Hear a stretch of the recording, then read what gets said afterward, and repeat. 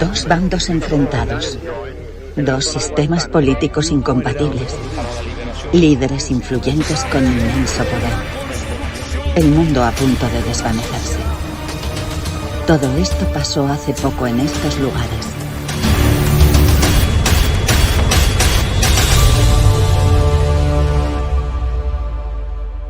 Hola amigos y amigas, en la sesión de hoy trataremos un tema transversal a la Guerra Fría y es la ideología detrás del nacionalismo. El profesor de Historia Contemporánea, Erik Storr, en su libro explica cómo esta ideología ha sido muy importante en la historia moderna, especialmente en Europa y el hemisferio occidental. Para definir lo que es el nacionalismo, lo define como una forma de pensar que defiende que las personas que comparten una misma cultura, lengua, historia o tradiciones forman una nación. Es un nuevo concepto político y social y deberían vivir juntas en un mismo estado. Es decir, el nacionalismo une política y cultura. No solo se trata de gobernar un territorio, sino de hacerlo en nombre de un pueblo que se considera diferente a los demás. El nacionalismo aparece a finales del siglo XVIII, el siglo de la Revolución Francesa, y se desarrolla sobre todo en el siglo XIX. Surge en un contexto de grandes cambios como las revoluciones liberales y el fin de las monarquías absolutas. La idea principal era que el poder no debía pertenecer a los reyes, sino al pueblo. Además, la revolución industrial y los cambios sociales subsiguientes hicieron necesario crear un sentimiento de unidad entre personas que antes apenas tenían relación entre sí. Para generar nuevos ciudadanos conscientes de su identidad, los estados nacionalistas utilizaron la escuela como una herramienta fundamental para difundir esta ideología entre la infancia y la juventud.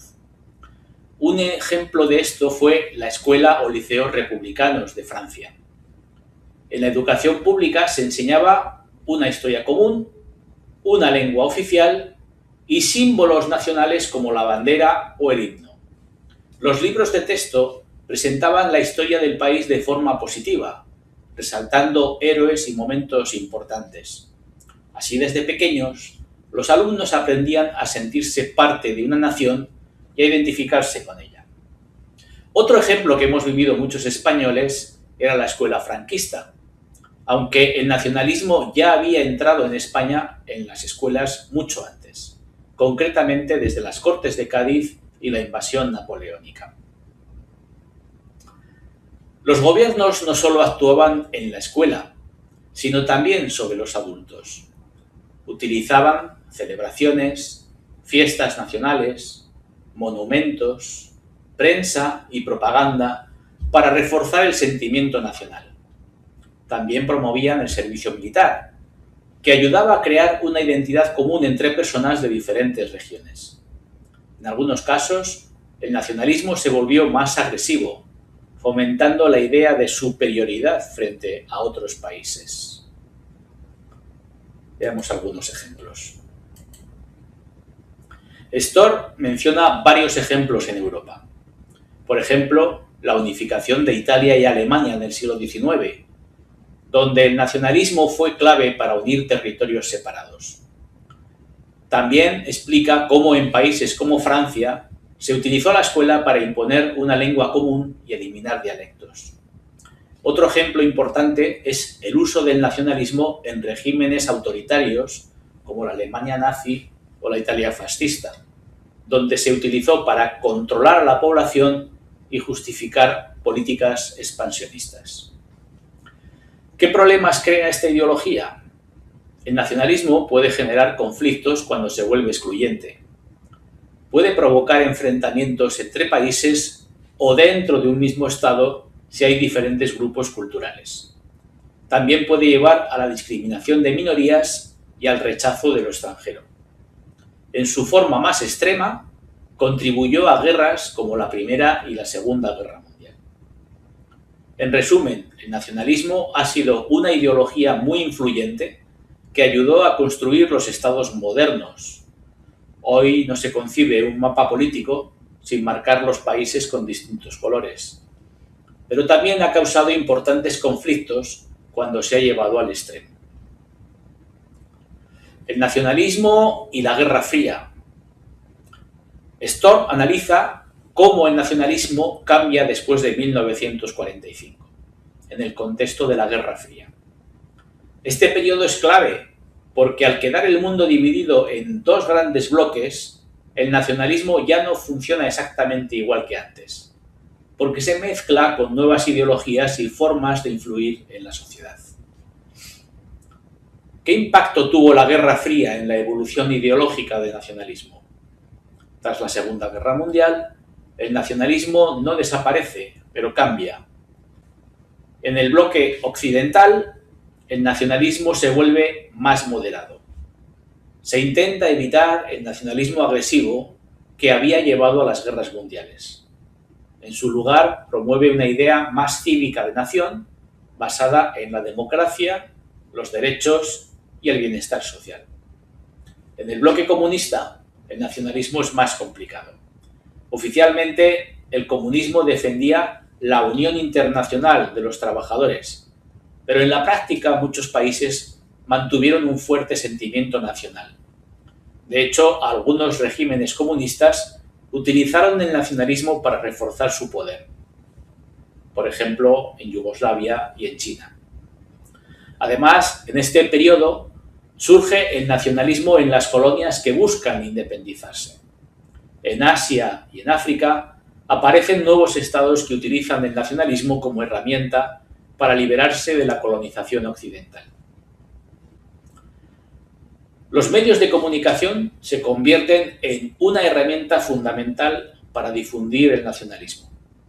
A diferencia del periodo anterior, donde la escuela era el principal medio, ahora aparecen nuevos canales.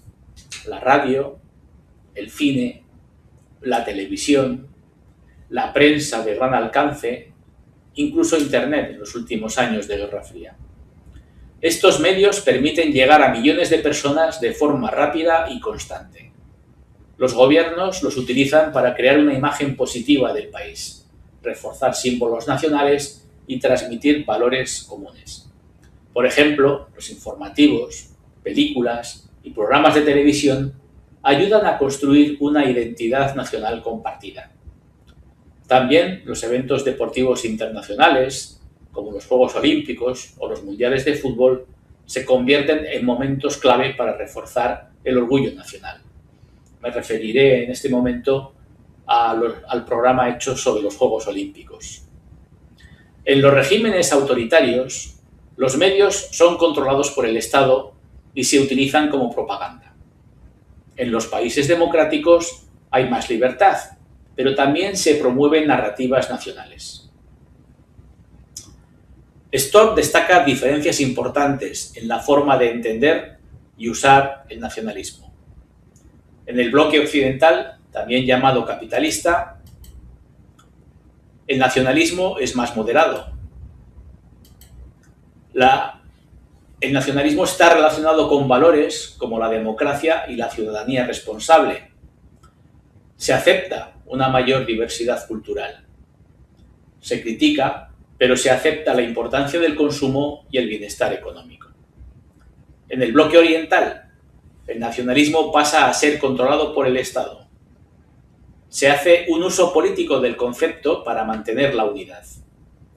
Hay claramente una menor libertad de expresión e incluso se combate la diversidad cultural como amenaza para alcanzar la sociedad comunista.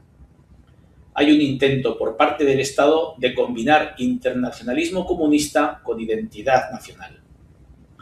Una diferencia clave es que en el bloque occidental el nacionalismo se vuelve más suave y compatible con otras identidades, como la europea, por ejemplo, mientras que en el bloque comunista se mantiene más rígido y controlado. ¿Cómo afectó el nacionalismo al paisaje natural y al aspecto de los pueblos y ciudades? Storm explica que el nacionalismo también se refleja en el espacio físico, es decir, en cómo se organizan y transforman ciudades y paisajes. Después de 1945, muchos países reconstruyen sus ciudades tras la guerra. En este proceso se crean monumentos conmemorativos, se construyen edificios públicos representativos de los valores nacionales, se diseñan capitales modernas que reflejan el poder del Estado. En el bloque comunista, las ciudades tienden a ser más uniformes, con grandes avenidas, edificios funcionales y arquitectura monumental que simboliza el poder colectivo. En el bloque occidental hay más variedad, pero también se desarrollan espacios que reflejan identidad nacional, como museos, parques y centros culturales. El paisaje natural también se utiliza como símbolo nacional. Se protegen ciertos espacios, montañas, ríos, parques naturales, como parte del patrimonio del país. Estos lugares ayudan a reforzar la idea de que la nación no solo es política, sino también territorial y emocional. ¿Cómo se reflejó esta ideología en las exposiciones universales de la Guerra Fría? Pues las exposiciones se convierten en un escaparate del nacionalismo.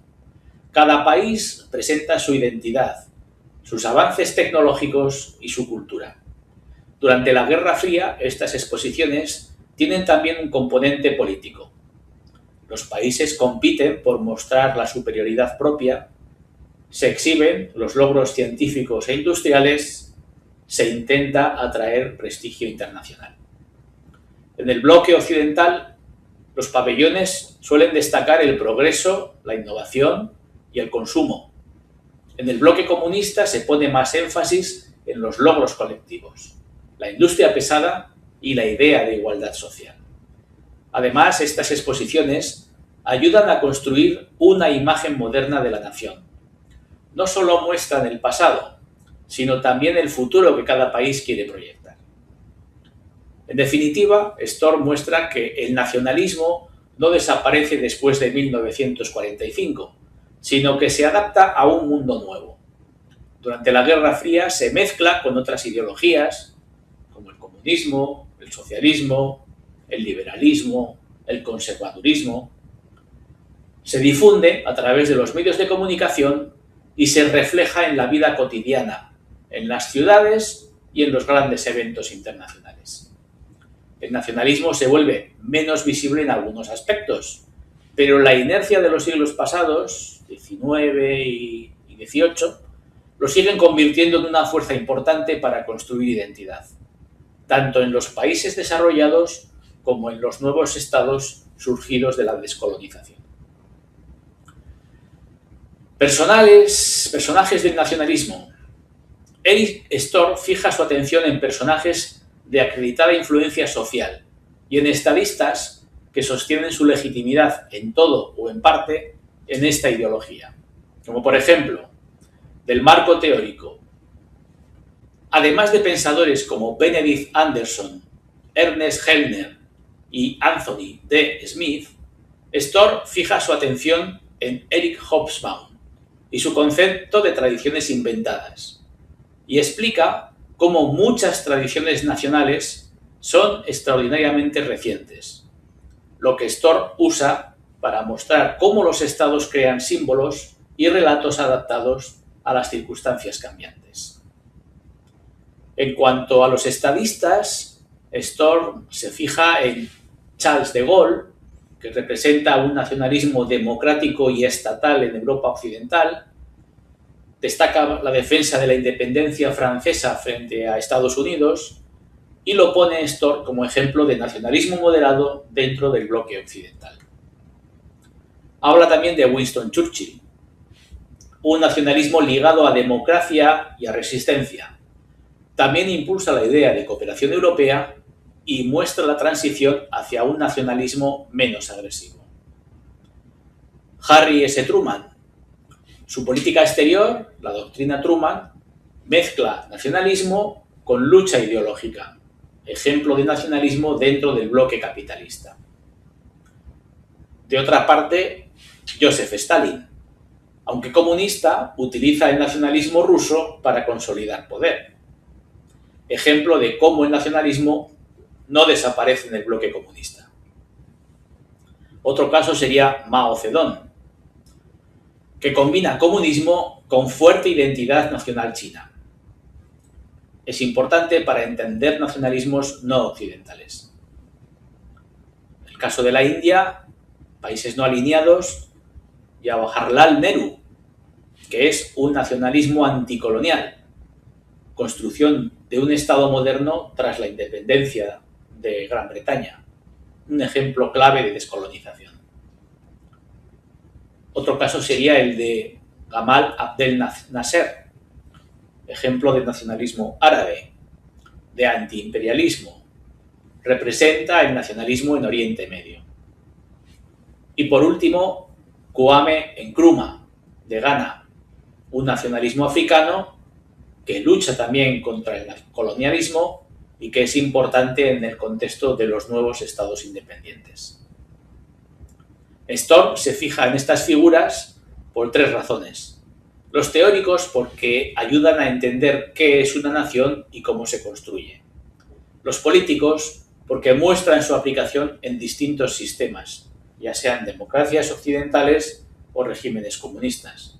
En ambos casos permiten comparar cómo cambia el nacionalismo según el sistema político.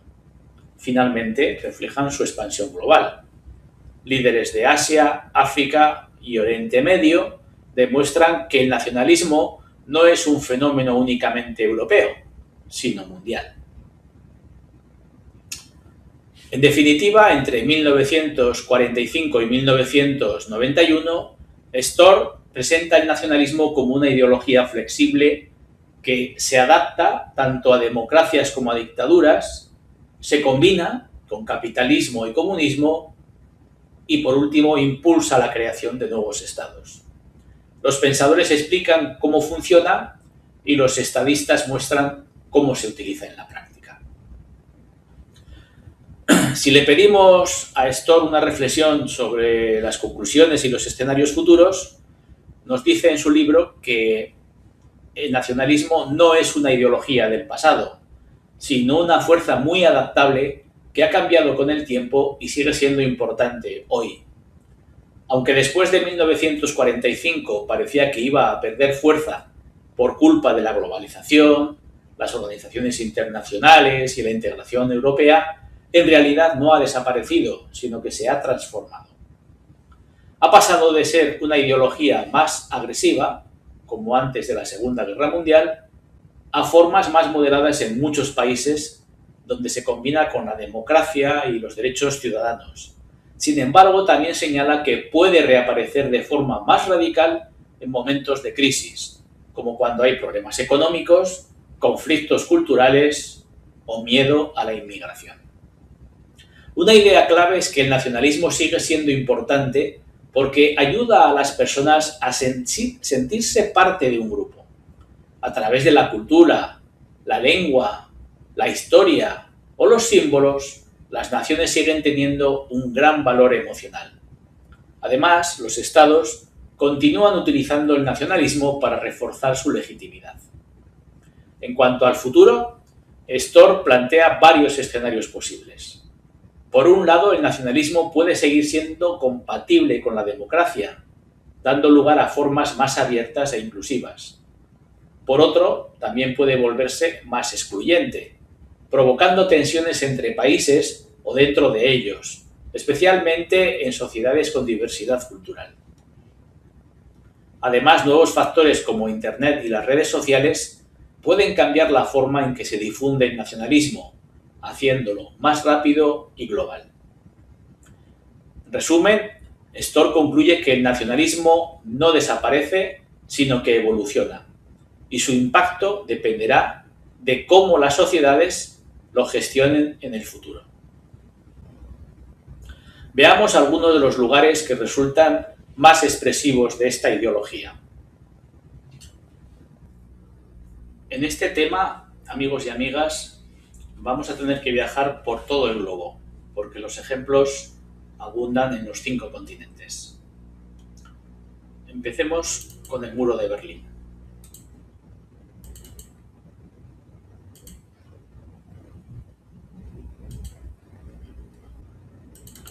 hay muchas zonas que escenifican el muro de Berlín. Nos vamos a referir a una calle concreta de Berlín, donde se pueden ver pues zonas del muro que han dejado levantado y zonas en las que ya no queda muro.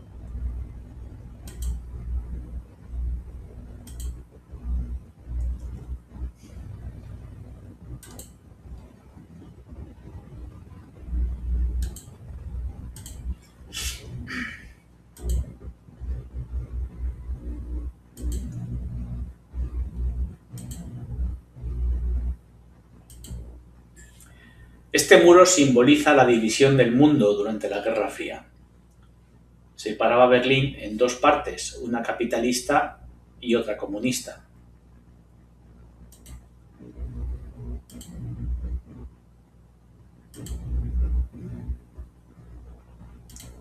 Más que una frontera, representaba dos modelos políticos enfrentados.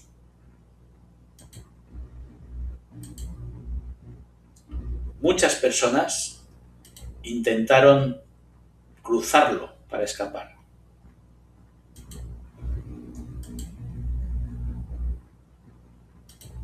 Según Storr, el nacionalismo aquí se mezcla con ideologías globales.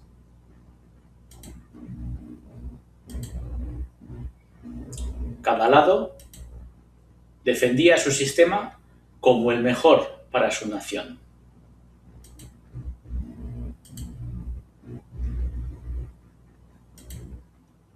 Hoy es un recordatorio de los peligros de la división.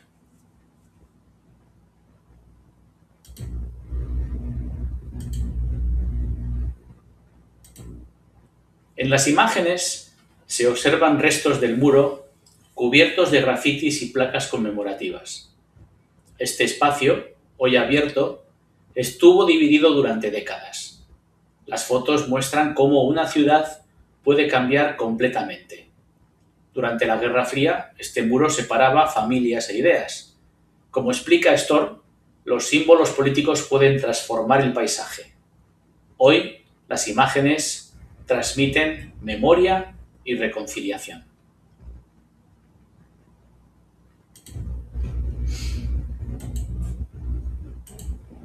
No muy lejos de aquí, visitaremos el Museo de la Gran Guerra Patria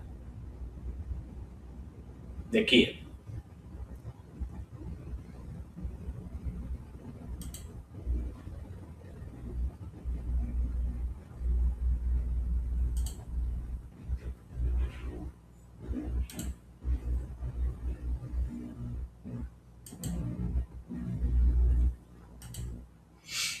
Este museo recuerda la lucha contra el nazismo durante la Segunda Guerra Mundial.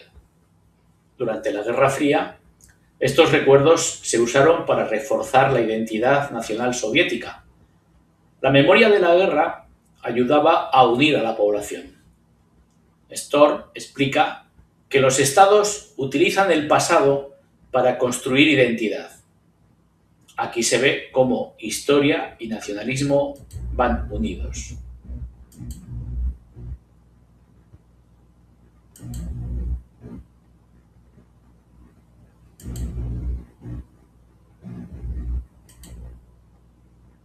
Las imágenes destacan una gran estatua y edificios monumentales. Todo transmite fuerza y orgullo colectivo. Este tipo de espacio buscan impresionar al visitante. Durante la Guerra Fría, estas imágenes reforzaban la identidad soviética. Storr señala que la arquitectura puede servir para educar a la población. Aquí el pasado se convierte en símbolo nacional.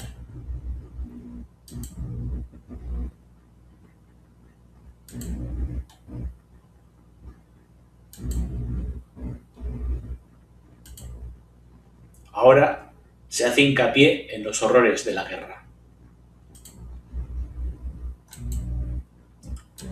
Con el mismo nombre, unos kilómetros más allá, está también el Museo de la Gran Guerra Patria en Moscú.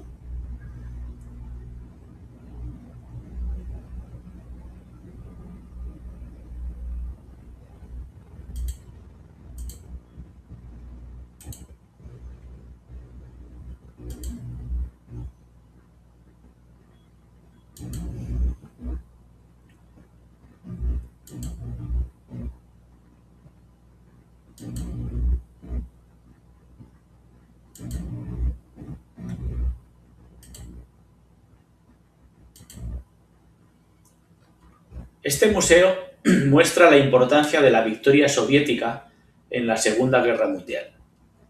Durante la Guerra Fría, este hecho era clave para el orgullo nacional. El gobierno lo utilizaba como símbolo de fuerza y unidad. Según Storr, estas memorias ayudan a crear sentimiento nacional, refuerzan la idea de sacrificio colectivo.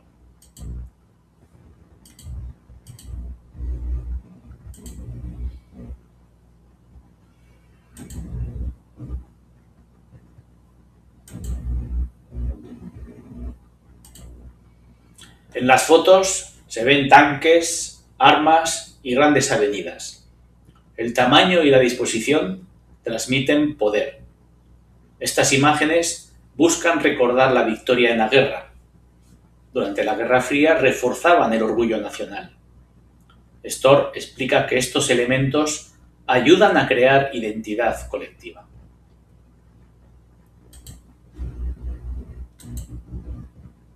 Y de aquí viajamos a Asia.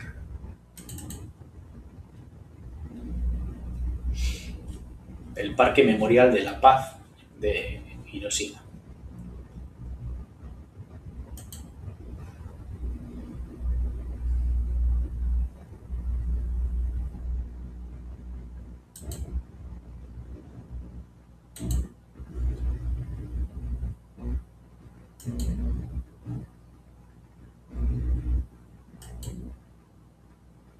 Este parque recuerda el impacto de la bomba atómica en 1945. Es un símbolo de paz, pero también del inicio de la era nuclear. Durante la Guerra Fría, el miedo a la guerra nuclear era constante. Storr explica que los símbolos también pueden unir a una nación en torno al recuerdo. Aquí se mezcla memoria, identidad y reflexión.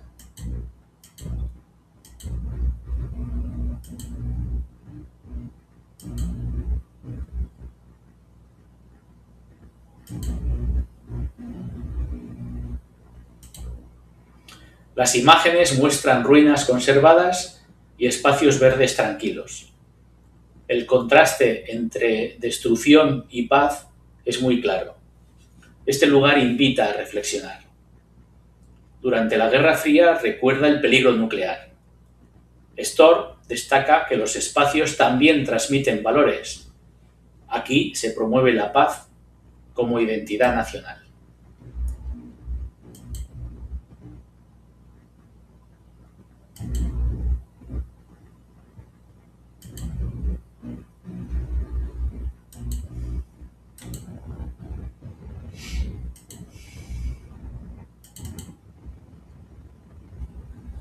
Ahora vamos a Estados Unidos, el país que lanzó la bomba, y en concreto al monumento a Abraham Lincoln, al presidente Abraham Lincoln.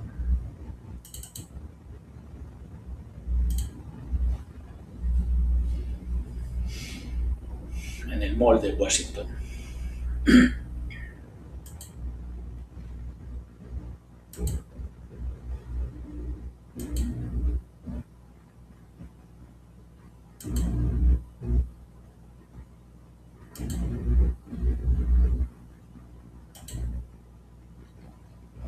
Este monumento honra al presidente Abraham Lincoln, símbolo de unidad nacional. Durante la Guerra Fría, Estados Unidos se presentaba como defensor de la libertad. Lugares como este refuerzan valores nacionales. Según Storr, los monumentos ayudan a construir identidad. También sirven como mensaje político. Las imágenes muestran un gran edificio blanco con columnas y una estatua central.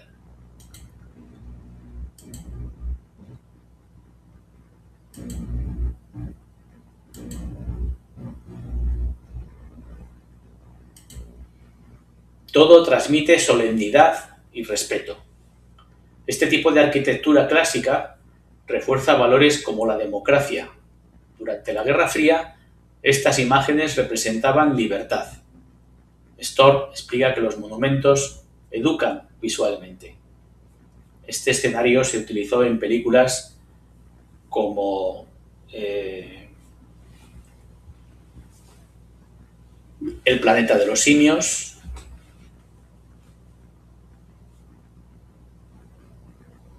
y otras que representaban los valores más arraigados en la cultura estadounidense.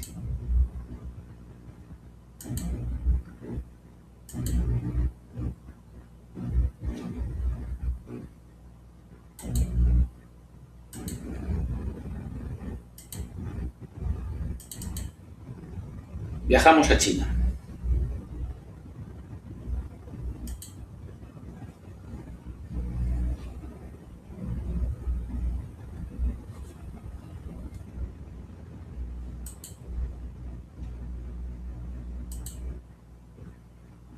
La famosa plaza de Tiananmen, en Pekín.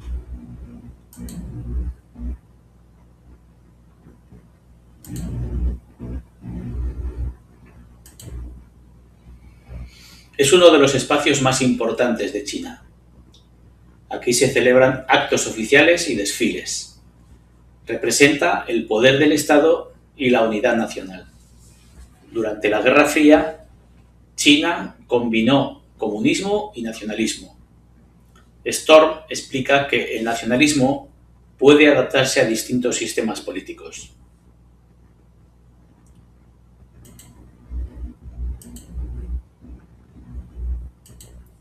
Las fotos muestran una plaza enorme, abierta y ordenada. Destacan los desfiles y la presencia del Estado. El tamaño del espacio refleja poder y control. Durante la Guerra Fría estas imágenes transmitían unidad. Storr señala que el espacio urbano puede influir en la población.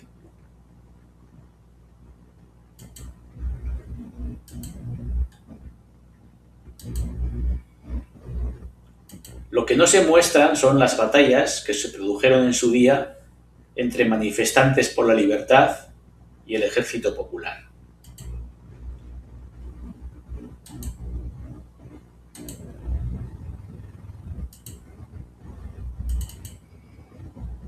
Pasamos a Cuba, la Plaza de la Revolución.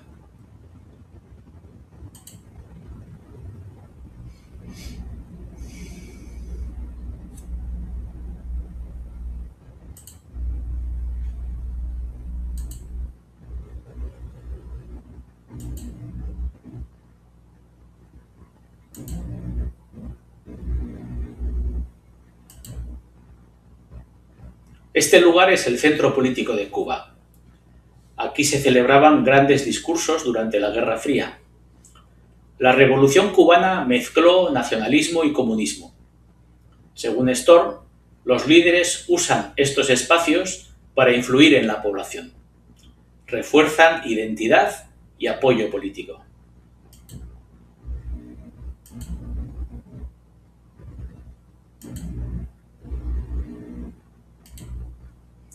En las imágenes se ven grandes retratos y espacios abiertos para concentraciones. Todo está diseñado para reunir a mucha gente. Durante la Guerra Fría, estos actos reforzaban el apoyo al régimen. Storr explica que los espacios públicos sirven para difundir ideas.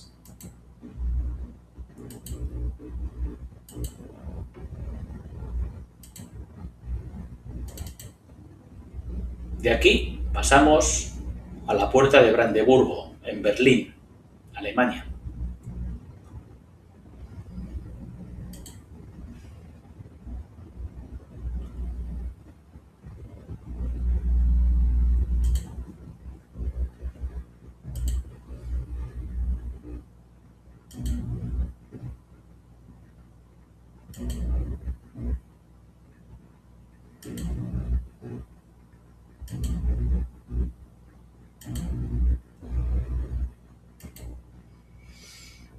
Este monumento fue símbolo de división y luego de reunificación. Durante la Guerra Fría estaba cerca del muro. Representa cómo el nacionalismo puede cambiar. Tras 1991 pasó a simbolizar unidad. Storr destaca que los símbolos evolucionan con la historia.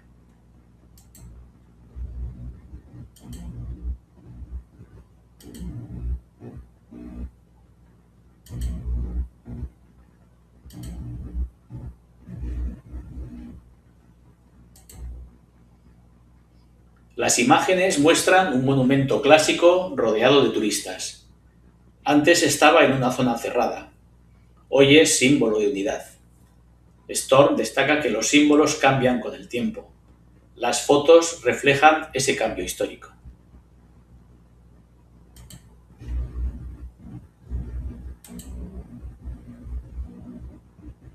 No muy lejos, el Palacio de la Cultura y la Ciencia, en Varsovia, Polonia.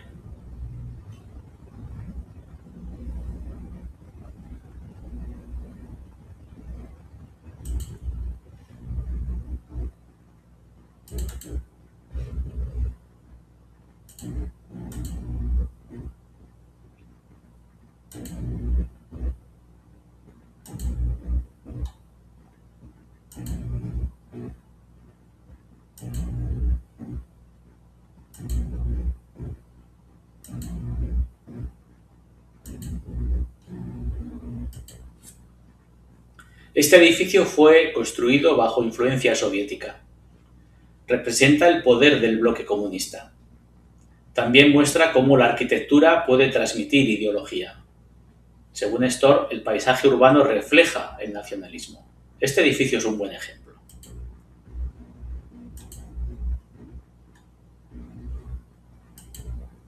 En las imágenes destaca un edificio muy alto y dominante. Su estilo es serio y monumental. Representa el poder del Estado comunista. Storr explica que la arquitectura transmite ideología. Este edificio lo muestra claramente.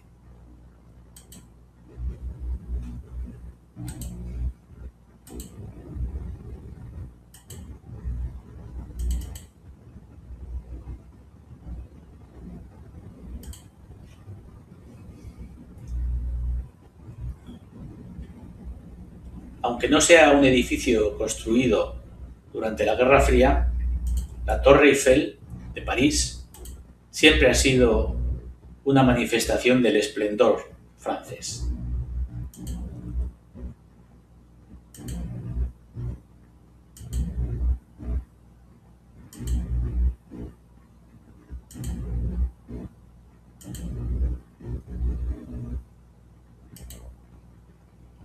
Símbolo de Francia y de su identidad nacional, durante la Guerra Fría representaba el mundo occidental.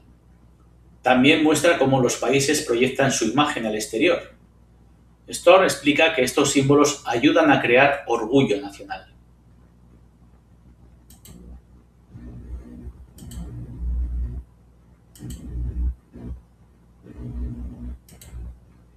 Las imágenes muestran un símbolo conocido en todo el mundo. Representa la identidad francesa. También simbolizaba el bloque occidental. Storr señala que estos iconos refuerzan el orgullo patriótico.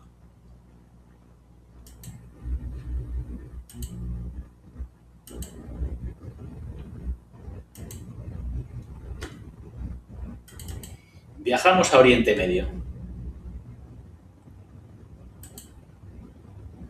El Canal de Suez, en Egipto.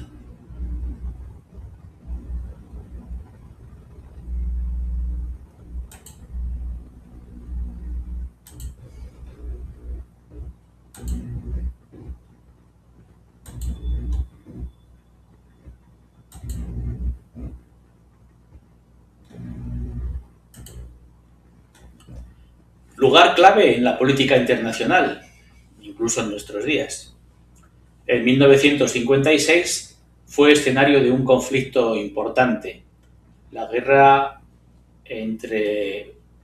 o la ocupación entre Gran Bretaña y Francia y el Estado de Israel de este canal, frente a las ambiciones independentistas del coronel Nasser de Egipto. Egipto lo nacionalizó como símbolo de independencia. Storr señala que el nacionalismo fue clave en la descolonización. Este canal representa esa lucha.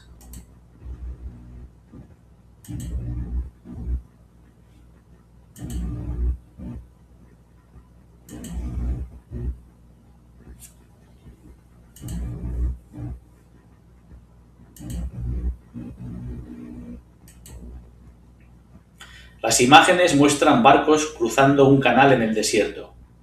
Es un punto estratégico clave. En la Guerra Fría simbolizaba independencia y conflicto. Storr explica que el control del territorio es fundamental para el nacionalismo.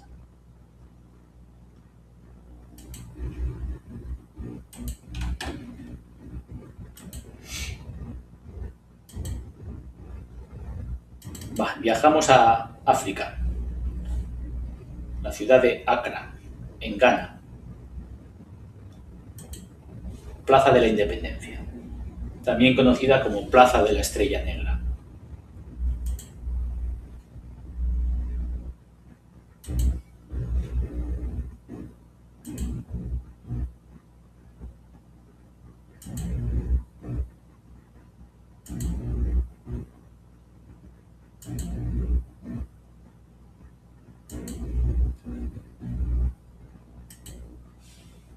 Simboliza la independencia del país.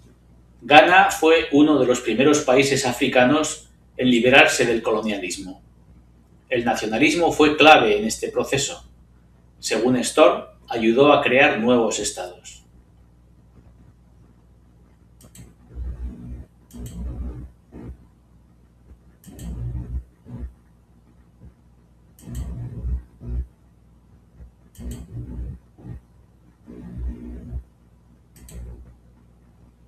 Las imágenes muestran espacios abiertos con símbolos nacionales. Representan la libertad tras el colonialismo. Storr destaca que estos lugares ayudan a construir nuevas identidades nacionales.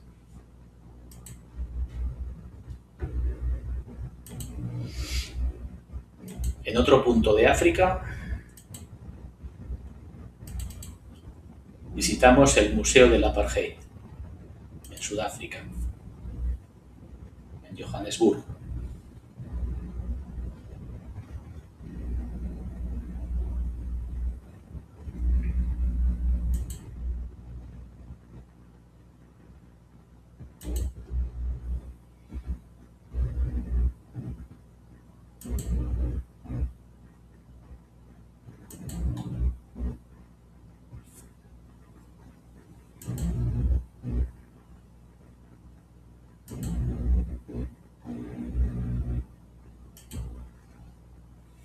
Este museo explica el sistema de segregación racial. Muestra cómo el nacionalismo puede ser excluyente. Storr advierte que esta ideología puede causar conflictos. Aquí se ve claramente ese problema.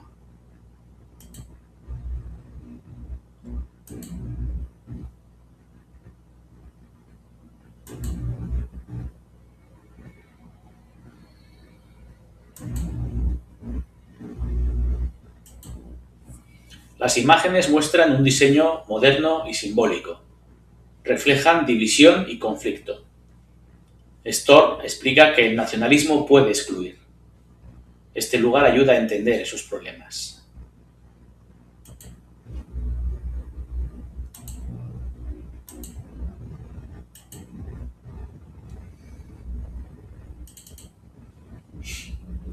Volvemos a Asia, a la India, a la ciudad de Nueva Delhi.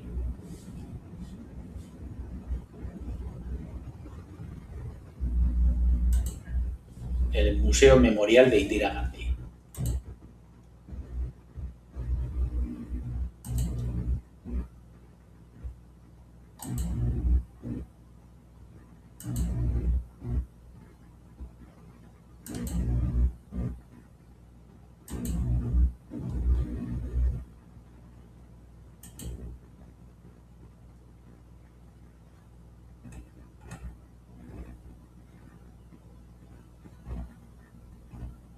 Este museo recoge la vida de Indira Gandhi, incluyendo el lugar donde fue asesinada.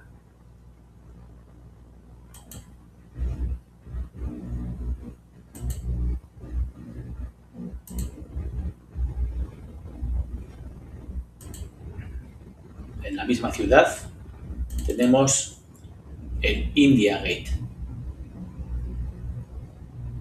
el puente de India.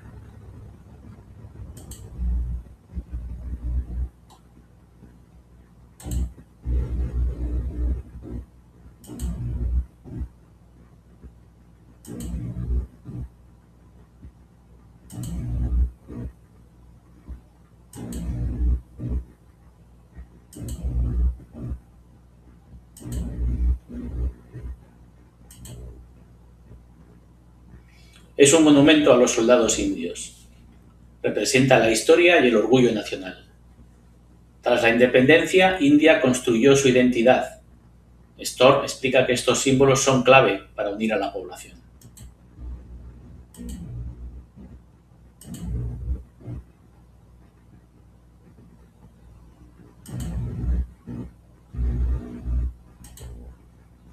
Las imágenes muestran un gran arco en una avenida amplia. Es un símbolo nacional importante. Representa historia y memoria. Storr señala que estos monumentos unen a la población.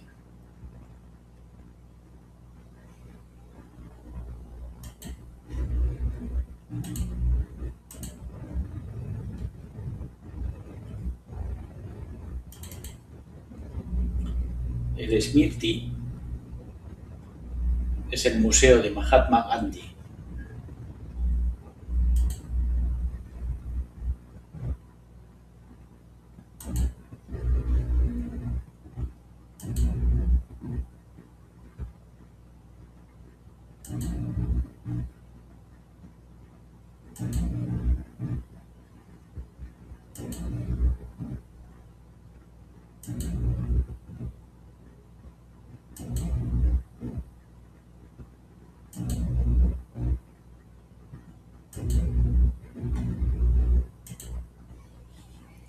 Este museo recoge la vida de Gandhi. Su figura es clave en el nacionalismo indio. Representa valores como la paz y la resistencia. Storr destaca la importancia de los líderes en la construcción nacional. Este es el punto donde recibió los disparos.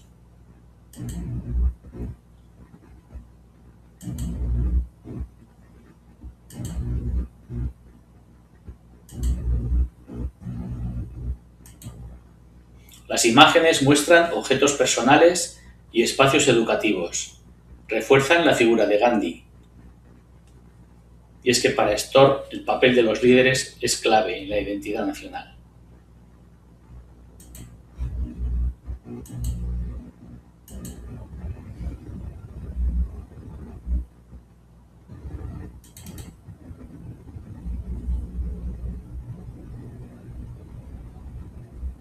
De aquí volvemos a Europa.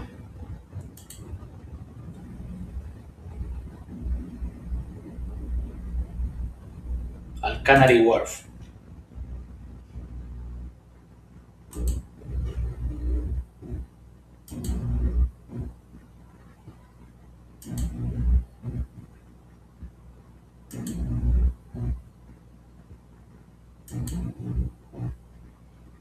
El barrio londinense de las altas finanzas. Es un centro financiero moderno. Representa el capitalismo global. Durante la Guerra Fría, el bloque occidental defendía este modelo. Storr explica que la economía también forma parte de la identidad nacional. Lugar de gran trascendencia para el mandato de Margaret Thatcher.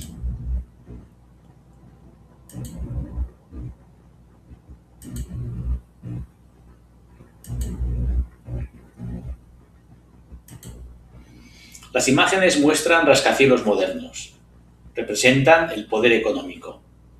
Durante la Guerra Fría, el capitalismo se mostraba así.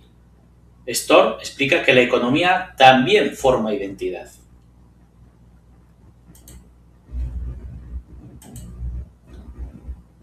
Y de Gran Bretaña pasamos a España, para hablar del caso español del franquismo.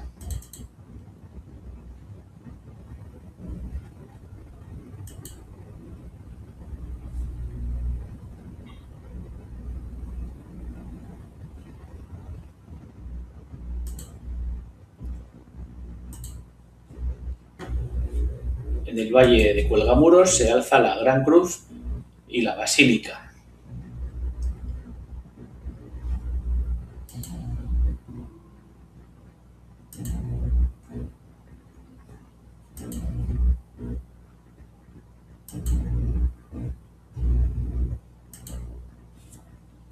Es un monumento ligado a la dictadura franquista. Representa una visión concreta de la nación. Storr explica que el nacionalismo puede usarse para justificar regímenes. Hoy genera debate sobre memoria histórica y la ley que acompaña a esta idea.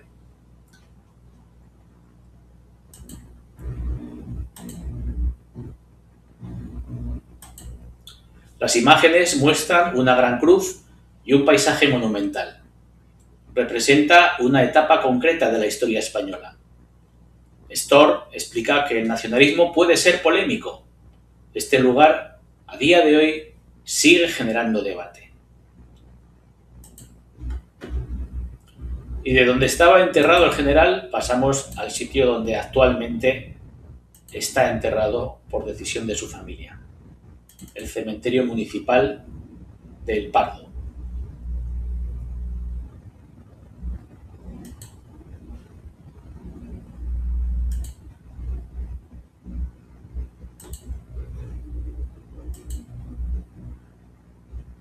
Cerca del Palacio del Pardo, donde él vivía. Es el lugar de enterramiento de figuras del franquismo, relacionado con la memoria del régimen. Muestra cómo el pasado sigue influyendo en la identidad nacional. Storr destaca la importancia de la memoria histórica.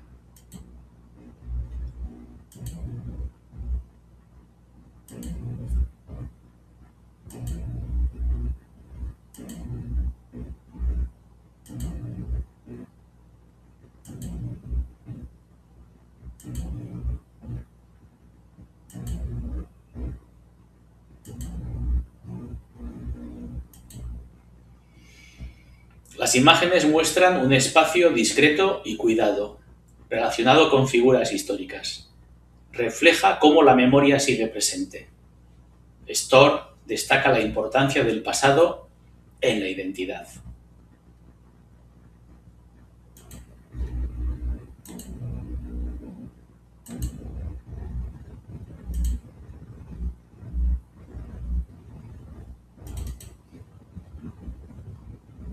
Y para terminar, el Parque Memento, en Budapest.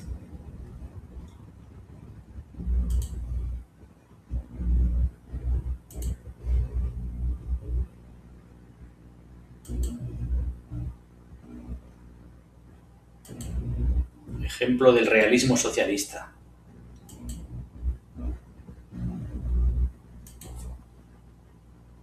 Parque con estatuas de la época comunista. Tras la Guerra Fría se retiraron de las calles. Ahora sirven para recordar el pasado. Storr explica que los símbolos cambian de significado con el tiempo.